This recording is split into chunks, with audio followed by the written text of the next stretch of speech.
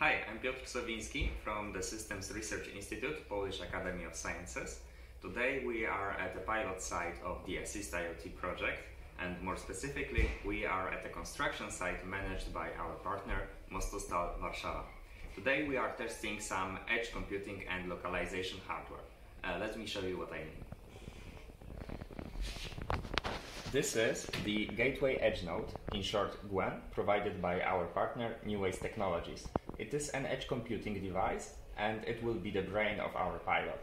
In addition, we are testing a localization system based on ultra-wideband communication, also provided by our partner Neways technologies.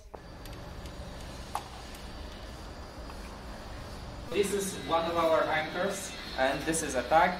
They are able to measure the distance between themselves, and because we have 4 anchors deployed here in different places of the construction site, we are able, with this very small prototypical deployment, triangulate the location of the tag.